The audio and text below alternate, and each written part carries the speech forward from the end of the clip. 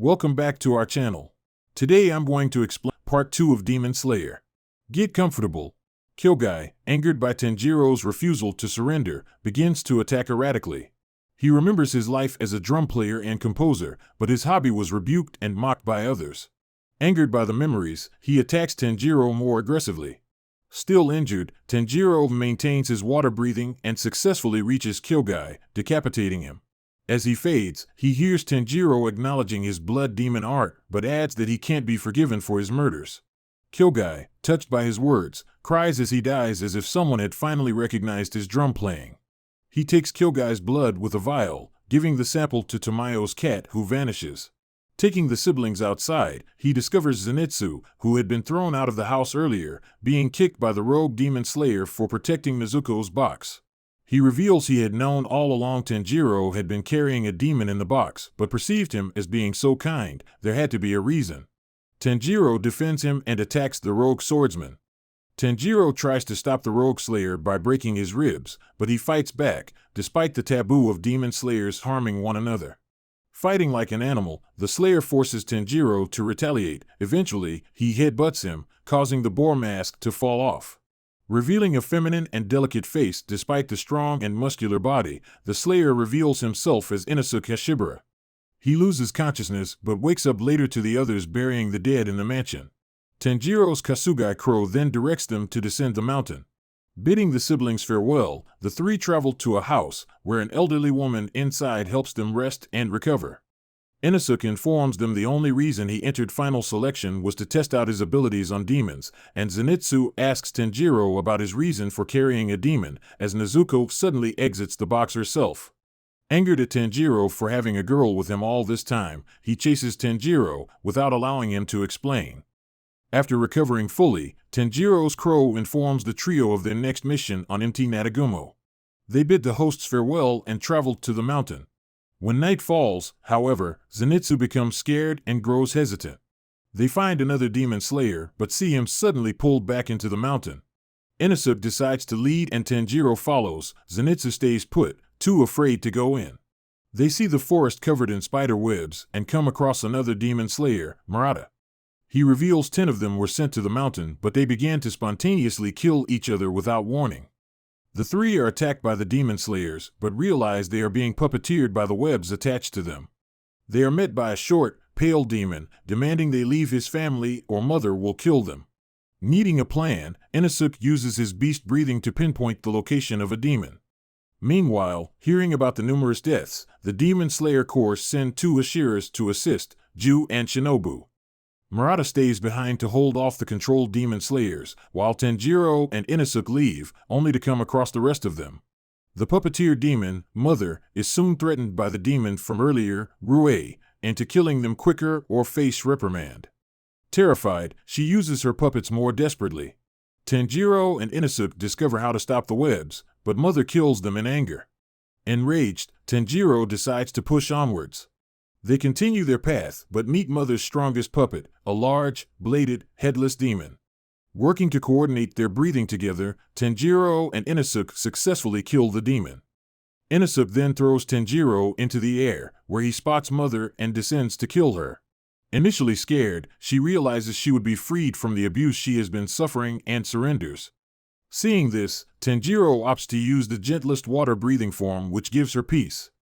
As thanks for blessing her final moments, she warns Tanjiro a member of the 12 Kozuki is on the mountain. In the forest, Zenitsu finds a spider with a human head. Fleeing, he enters a clearing and sees captured demon slayers transforming into spiders. Son of the spider family emerges, telling Zenitsu he has been bitten and will transform too. He futilely climbs a tree as Son taunts him. Zenitsu reminisces about his training, and how he repeatedly refused to train despite wanting to live up to his master's expectations. He loses consciousness and attacks, but Son repeatedly interrupts his form, revealed as the first and only form of thunder breathing he can do. Despite this, his master encouraged him to hone it to perfection. Zenitsu recalls when another student had berated him for his weakness and cowardice. Against all the pain throughout his life, his master's persistence and stewardship encouraged him to continue. He decapitates Son with his variation of thunder breathing and attempts to slow the poison. Tanjiro and Inosuke come across daughter and attack. She calls out to father and he emerges from the forest to kill them. Ju and Shinobu arrive at empty Natagumo, splitting up to cover more ground. Tanjiro and Inosuke's blades are unable to cut father's tougher skin. He eventually flings Tanjiro away, leaving Inosuke alone to fight, though he succeeds in cutting off a hand. Zenitsu, near death, is discovered by Shinobu. Tanjiro lands safely but sees Rue torturing daughter over family matters. He calls their familial bond fake, enraging Rue. Tanjiro battles him but is overwhelmed by his steel-like threads and is forced onto the defensive.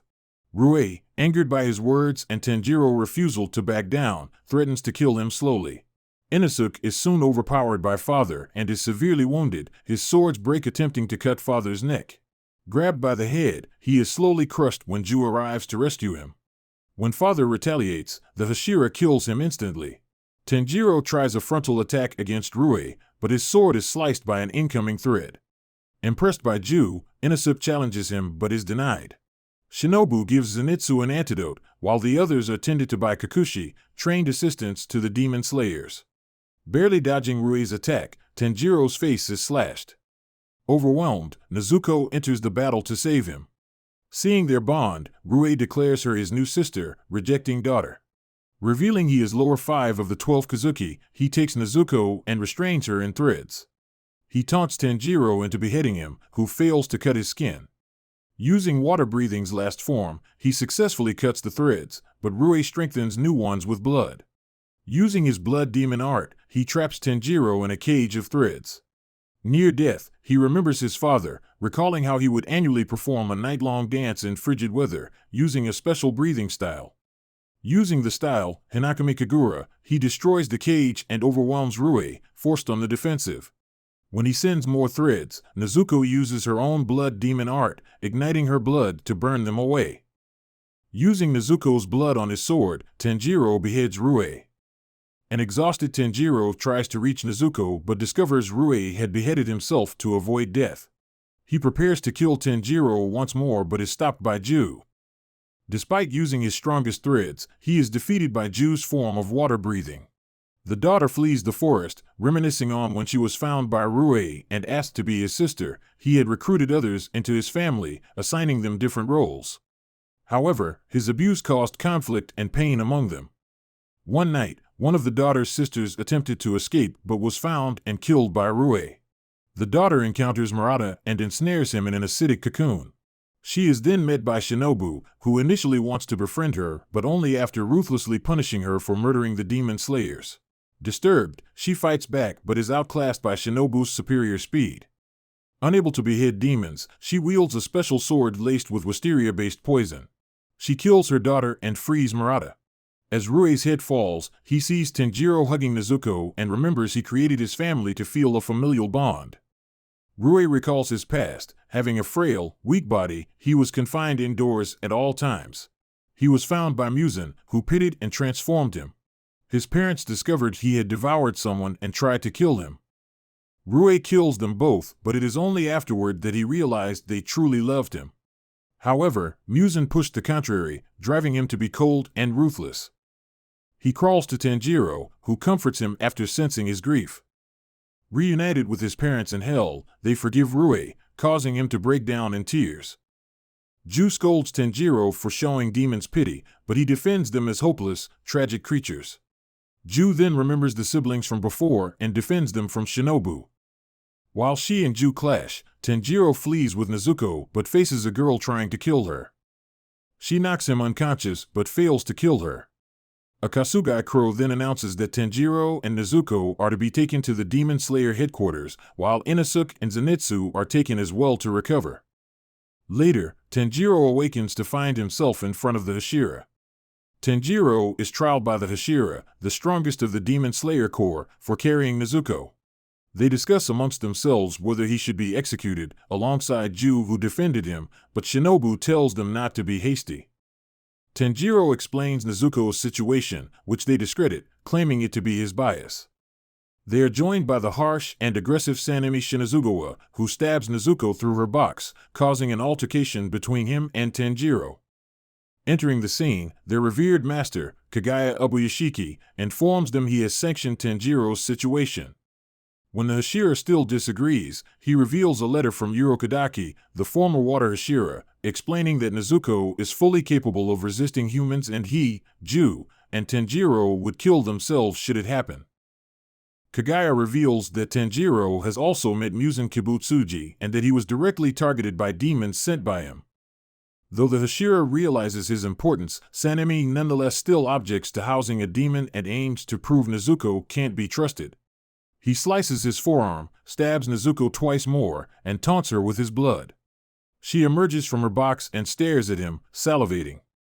We are posting every day for you. Please subscribe to give us more motivation, and you will not miss our daily video.